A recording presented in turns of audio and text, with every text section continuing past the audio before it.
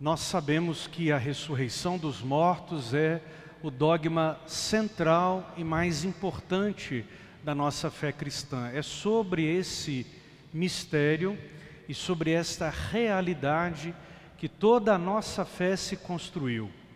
O Senhor Jesus não ficou preso à sepultura da Sexta-feira Santa, mas no domingo ressuscitou dos mortos. Essa é a nossa certeza de que a nossa vida não tem um ponto final no momento em que nós desfalecemos, no momento em que nossa carne desfalece e nossa alma e nosso sopro vital se fenecem aos olhos de cada um de nós. Por isso, desde o início da igreja, sempre rezamos pelos mortos. E aos que tivemos a oportunidade de visitar já as catacumbas cristãs, desde os primeiros momentos da igreja, os primeiros anos, os primeiros dezenas de anos e séculos, nestes lugares, os nomes daqueles que se foram, martirizados ou não, eles são venerados. Mas foi por volta do ano 1300, na abadia de Cluny, na França, que se estabelece um dia especial para se rezar por todos os fiéis falecidos.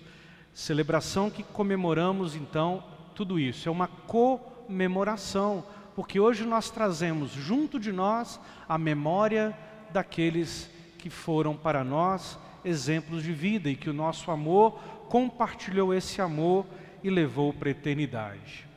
Mas a liturgia de hoje pode nos oferecer um aspecto interessante para a gente poder refletir o mistério da morte, que não é entendido totalmente pela nossa vã teologia, mas deve ser compreendido somente pelo nosso coração. E eu quero começar utilizando essa metáfora, como vocês já se acostumaram, aqui na Basílica, trazendo um fato do cotidiano. Vocês perceberam que os nossos velórios, as despedidas dos nossos mortos, se modificaram completamente depois da pandemia? Vocês repararam que os velórios, principalmente os bons e gostosos velórios mineiros, que tinha biscoito assado, cafezinho, tinha até uma cachaçinha debaixo da mesa da cozinha, não é? Tinha também um encontro fraterno de pessoas que não se viam há muito tempo, grandes e bonitas ladainhas e orações rezadas junto ao caixão dos falecidos, e até mesmo, como bons mineiros, negócios eram fechados nos dias de velório. Depois da experiência da pandemia, que foi, na verdade, uma grande experiência de morte que o planeta inteiro viveu, por incrível que pareça, nós modificamos a nossa maneira de ver, vivenciar e experienciar a despedida. Não obstante que, por um lado, a gente possa perceber que, sendo um momento difícil, com uma logística difícil, de certo modo, por um lado, o aspecto dos velórios serem um pouco mais curtos, breves e objetivos, facilitam algumas coisas. A memória dos enlutados é bonita, mas ela realmente é circunspecta àqueles que mais estão próximos das pessoas amadas que se foram. Muitos outros aspectos talvez possam passar batidos e serem exagerados. Mas eu quero ajudar a gente a observar um outro lado dessa mesma história, justamente a partir do texto do Evangelho, do capítulo 12 de Lucas. Diz o texto assim: que vossos rins estejam cingidos e as lâmpadas acesas. Sede como homens que estão esperando o seu Senhor voltar de uma festa de casamento para lhe abrirem imediatamente a porta. E continua dizendo: felizes os empregados que o Senhor encontrar acordados quando chegar. A mensagem é clara, né? Eu, você, nenhum de nós sabemos qual é a nossa hora derradeira. Eu, você e todos nós não sabemos a hora de ninguém que nós amamos. E todos nós também não sabemos a hora em que um dia Jesus irá voltar, restaurando novos céus e nova terra, como também a igreja proclama. Sendo assim, o que essa mensagem pode oferecer para nós, neste dia de finados, que depois de um ciclo de 8 anos cai novamente num domingo? A seguinte mensagem: morrer bem tem que ser o resultado de saber viver bem.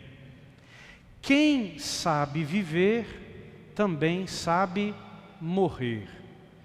Quem entende o mistério da morte e o absorve dentro do seu amor, foi porque viveu uma vida cheia de amor. Quem se desesperou, se desespera, não assume o luto, não admite a perda ou não consegue entender a perda a partir da perspectiva da fé e do amor, é porque vive uma vida distante da fé, distante da amorosidade, distante da presença de Deus. Se morrer bem é consequência do viver bem, eu acho que hoje nós poderíamos nos perguntar: nós estamos diminuindo o tempo dos nossos velórios porque nós não damos conta da angústia da morte? Nós estamos tentando disfarçar o mistério da morte dentro da nossa vida? Nós estamos vivendo uma vida inteira muito mais a partir da pulsão da morte do que da pulsão da vida? Freud, o sintetizador da psicanálise, foi buscar lá na filosofia grega os 2 nomes mais importantes da mitologia grega para definir o que é a pulsão de morte e o que é a pulsão de vida. A pulsão de vida é o eros, é o que faz a gente, quando abre os olhos de manhã, ter ânimo, não é assim que a gente fala?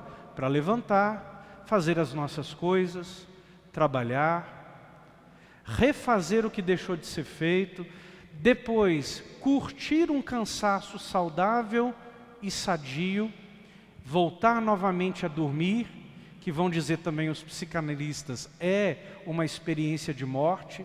Nunca houve tanta epidemia de insônia nos últimos anos. Será que é porque nós temos medo de dormir? Porque nós temos medo de morrer?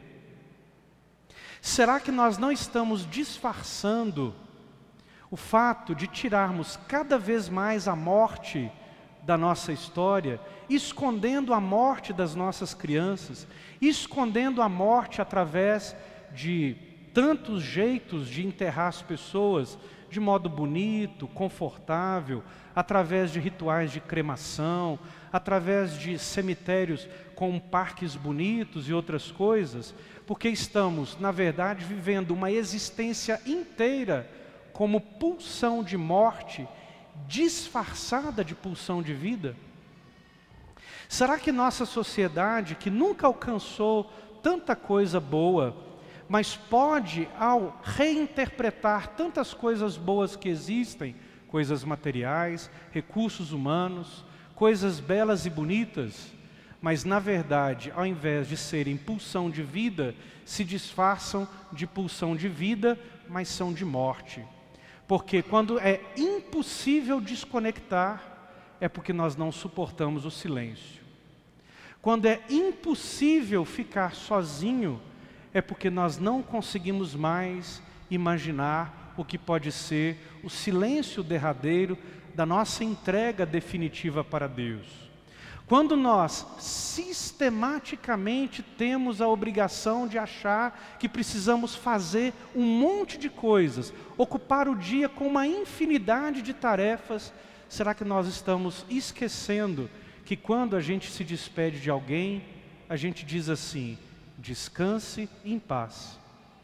Somos uma sociedade de cansados, somos uma sociedade do cansaço, somos uma sociedade hiperprodutiva, hiperativa, hiperveloz, porque não conseguimos mais entender a morte como o lugar do encontro com Deus.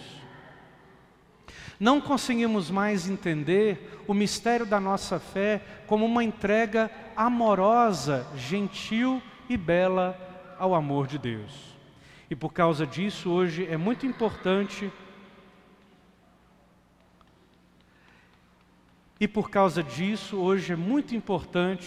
que quando recordamos pais, filhos, maridos, esposas, avós e tantas pessoas que se foram, a gente possa dizer: descansaram em paz.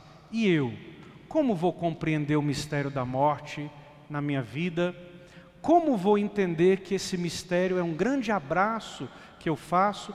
E como vou entender que diariamente eu também morro? Você morre, todos nós morremos, um pouquinho cada minuto, um pouquinho cada dia. E então, desaparecer o maior inimigo da morte. O maior inimigo da morte não é a vida. Sabe qual é o maior inimigo da morte? O medo. Quando eu destruo o medo pela fé, eu consigo também destruir a pulsão de morte, aquela que é a morte do Eros. Não a morte que vai acontecer quando a gente for para o cemitério. Essa não é morte, essa é continuação da vida. Mas a pulsão de morte é a pulsão que destrói a nossa existência na vida. A pulsão thanatos, é assim a palavra morte, por isso vem a palavra eutanásia e tanatologia. Quando eu assumo a pulsão de morte na minha vida, eu já estou morto em pé. Eu já sou um zumbi no meio dos outros. Por isso que esses zumbis, esses mortos, essas pessoas que não acreditam mais, aplaudem quando outros mortos são assassinados. Se a gente está aplaudindo quando pessoas morrem, nós já morremos sem estar deitados.